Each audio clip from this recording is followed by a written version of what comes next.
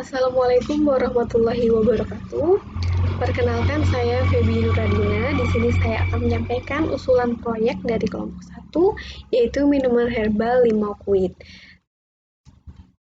Seperti yang kita ketahui, sudah hampir 1 tahun ini kita berada pada masa pandemi COVID-19, yang mana pandemi ini membawa pengaruh masyarakat untuk menjalankan pola hidup sehat.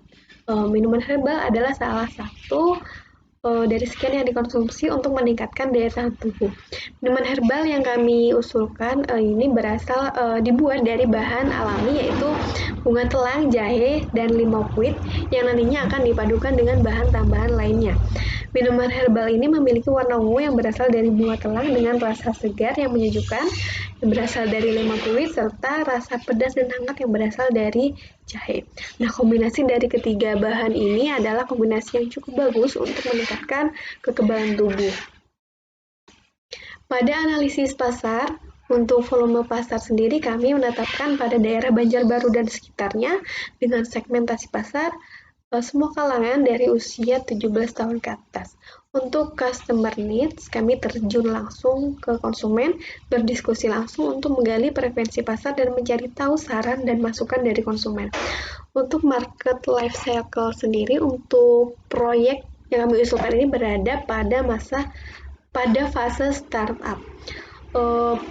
Produk minuman herbal sudah banyak berada di pasaran, sudah cukup banyak, namun dari usulan proyek yang kami usulkan ini, minuman herbalnya berbeda dengan minuman herbal lainnya, sehingga produk ini memiliki peluang yang cukup bagus untuk dikembangkan dan dipasarkan.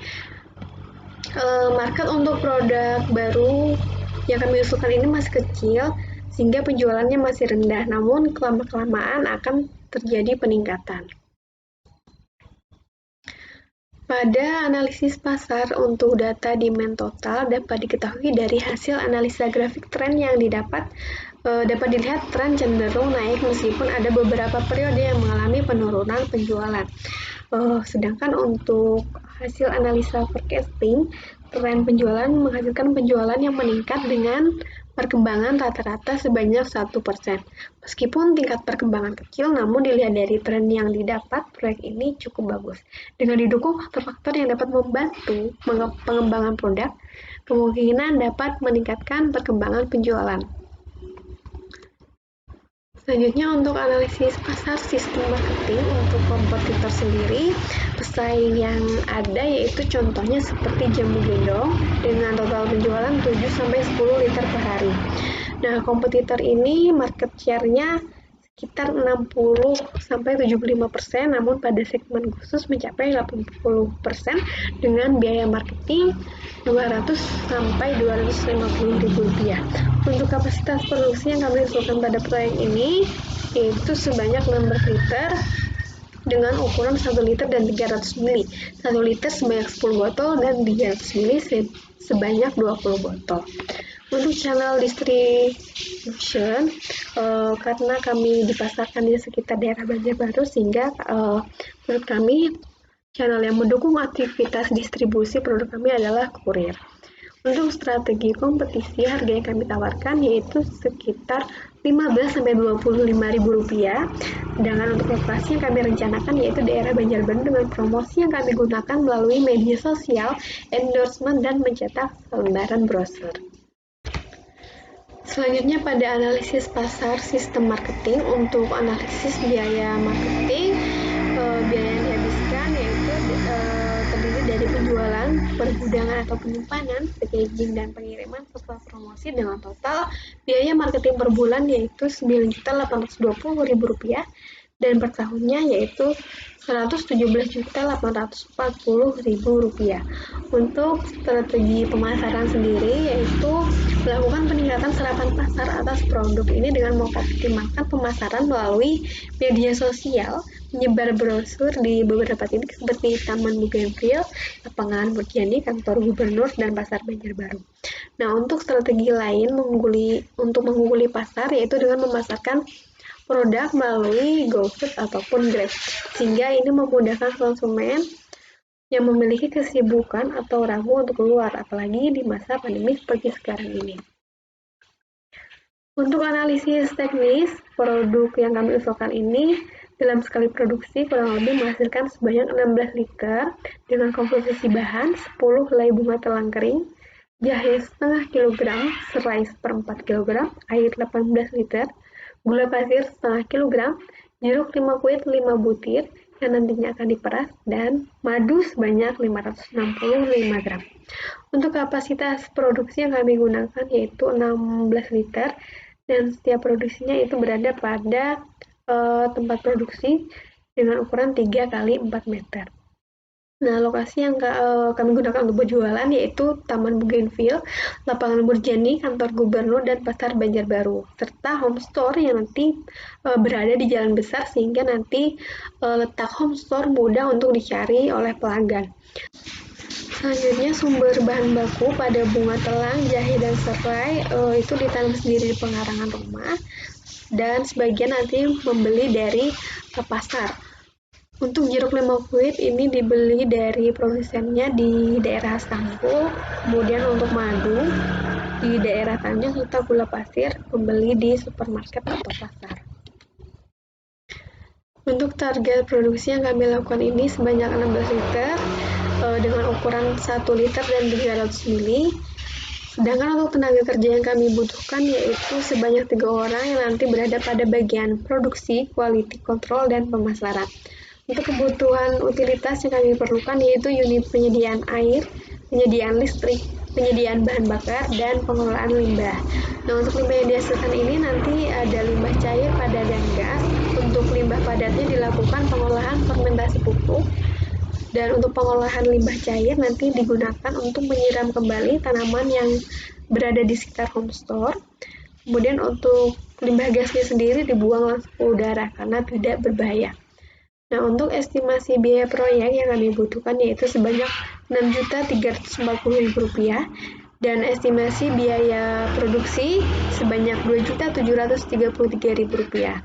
Nah, untuk update teknologi terbarukan yang dapat kami terapkan pada produk kami yaitu menggunakan 3 teknologi yang berguna untuk pensteril botol, penutup botol, serta pemasangan label. Selanjutnya pada analisis finansial pada biaya investasi. Nah, biaya investasi ini adalah biaya yang dikeluarkan dari awal sebelum kegiatan operasional dilakukan, yaitu terdiri dari belanja investasi dan belanja operasional selama 3 bulan dengan total inisial investment yaitu Rp46.599.250. Kemudian untuk biaya penyediaan aset ini terdiri dari pembelian mesin dan peralatan yaitu dengan total Rp38.290.000. Selanjutnya pada analisis finansial net working capital pada account receivable ini terdiri atas kas bank, investasi surat berharga, dan piutang pajak dengan total Rp235.025.000. Untuk account payable terdiri dari bank, bahan baku, pembayaran sebelum barang diterima dengan total Rp55.939.000. Selanjutnya pada analisis finansial biaya produksi.